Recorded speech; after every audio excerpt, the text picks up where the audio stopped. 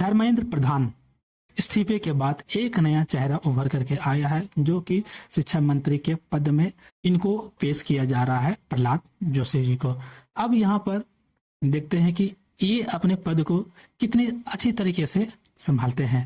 चलिए सबसे पहले हम लोग समझते हैं कि आखिर इनके राजनीतिक करियर के बारे में, जहां प्रहलाद जोशी को आरएसएस से भी जुड़ा हुआ और ये मोदी के काफी ज्यादा करीबी बता रहे हैं, जो कि इनका राजनीतिक करियर स्टार्ट हो जाता है 1990 के दौरान ही, जहां हुबली ईदगाह मैदान में विवाद चल रही थी।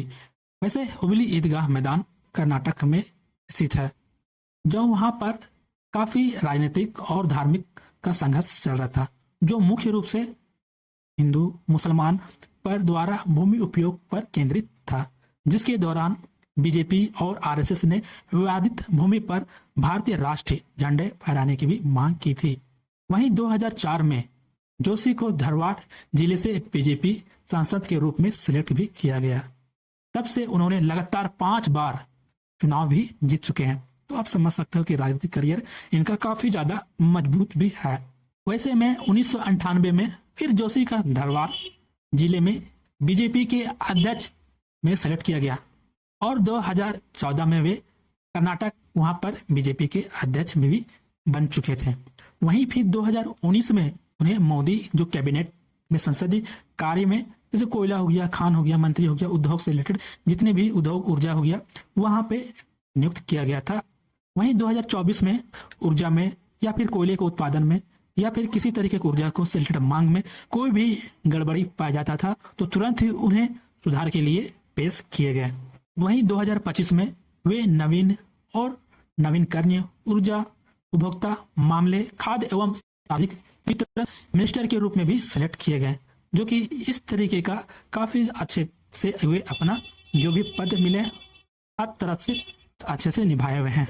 अब भारत का लक्ष्य है जो कि 2030 में देश को स्वच्छ और टिकाऊ भविष्य की दिशा में काम करना, नवीन और ऊर्जा, गैर जीवाश्म ऊर्जा स्रोतों के माध्यम से 500 गीगावाट का लक्ष्य प्राप्त करना और वहीं 2070 तक नेट जीरो लक्ष्य प्राप्त करना भी शामिल है, जो भारत के लिए विकास और राष्ट्र सुरक्षा के लिए काफी ज्यादा इम्पोर्टेंट है और काफी ज्यादा आवश्यक भी है।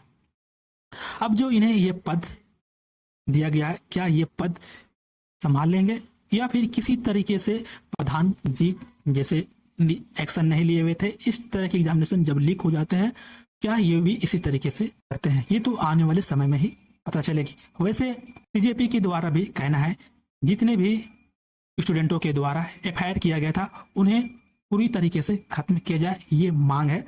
और वहीं पर दूसरा मांग है, जो भी स्टूडेंट ने नीट एग्जामिनेशन के द्वारा अपना आत्महत्या की तो उन्हें मुआवजा भी दिया जाएगा 1 करोड़ रुपया, ये सीजेपी का मांग है।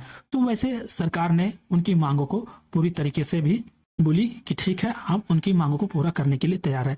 लेकिन यहाँ पर अब सरकार ने भी जो भी इस तरीके का केंद्रीय सरकार द्वारा जितने भी एग्जामिनेशन गवर्नमेंट हो गया या कोई भी एग्जामिनेशन कंडक्ट करवा रहे हैं उसके खिलाफ भी एक बिल लाया जा रहा है। और वैसे तो यह बिल 2024 में ही आया गया था, लेकिन उसी बिल को और भी ज्यादा कड़ाई करते हुए पेश किया जा रहा है। वैसे मैंने इस बिल के बारे में काफी कुछ दूसरे वीडियो में बता रखा है, यदि उस वीडियो को आप देख लोगे तो भाई आपको अच्छी तरीके से समझ में आ जाएगी बिल के डिटेल्स के बारे में, कौन कौन से जुर्माना, कौन कौन से सजा, सब कुछ मैंने बता रखा है क्या क्या उसमें है। सो यदि इस वीडियो को आपने नहीं देखा तो जाकर उस वीडियो को देख लेना, जिससे आपको उस बिल के बारे में अच्छी तरीके से समझ में आ जाए।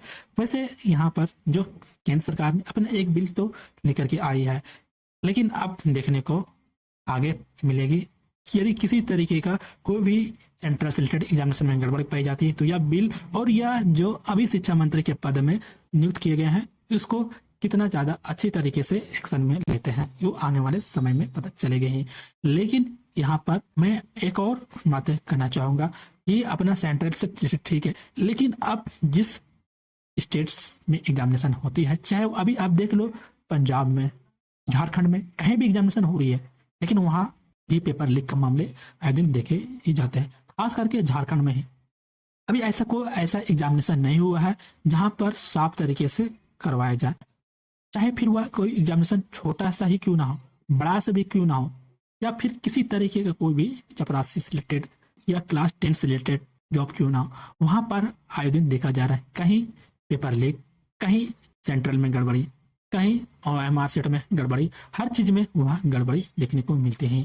क्या वहाँ की सरकार को ये दायित्व नहीं बनती है कि जो भी हमारे राज्य में इस तरीके का मामला आ रहा है उस वहाँ एक्शन लिया जाए?